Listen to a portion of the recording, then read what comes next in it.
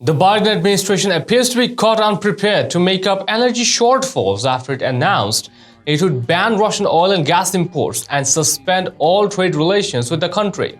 Russia's exports to the US increased from 3% to 7% of America's portfolio under the Biden administration.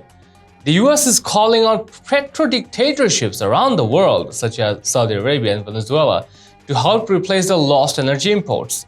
The Biden administration is also taking strong criticism for refusing to open up domestic energy sources, such as by increasing federal leases for oil and gas production, loosening restrictions on offshore oil drilling, supporting fracking, and green-lighting the completion of the Keystone XL pipeline from Canada into the United States.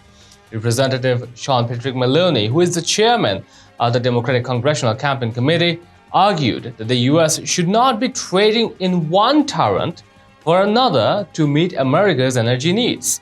He said in an interview, "We need to blow a hole in the Russian economy. We need to lower gas prices for American consumers. Everything should be on the table.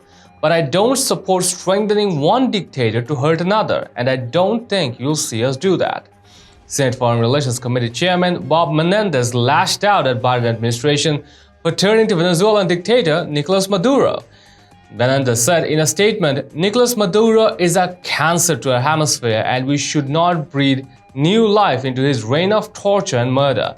As such, I would strongly oppose any action that fills the pockets of regime oligarchs with oil profits while Maduro continues to deprive Venezuelans of basic human rights, freedom, and even food."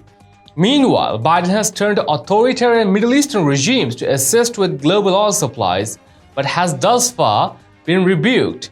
Middle Eastern US officials stated, as reported in the Wall Street Journal, the White House unsuccessfully tried to arrange calls between President Biden and the de facto leaders of the Saudi Arabia and the United Arab Emirates as the US was working to build international support for Ukraine and contain a surge in oil prices. Wall Street Journal also noted Saudi Crown Prince Mohammed bin Salman and the UAE's Sheikh Mohammed bin Zayed Al Nahyan both declined US requests to speak to Mr. Biden in recent weeks, and the official said, as Saudi and Emirate officials have become more vocal in recent weeks in their criticism of American policy in the Gulf. Ilhan Omar criticized the Biden administration for turning to regimes such as the Saudis to assist with lowering global oil prices.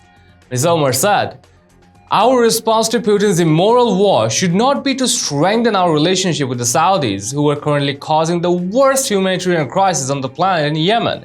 Yemenis might not matter to some geopolitically, but their humanity should. This is a wildly immoral act."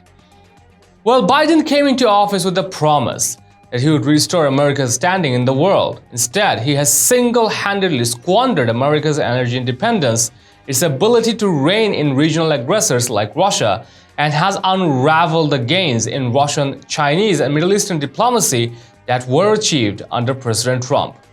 Would like to know your thoughts and responses. Share them in the comments down below. And also share this news and support us through subscribing to our channel. Stay tuned for the real stuff on Next News Hour.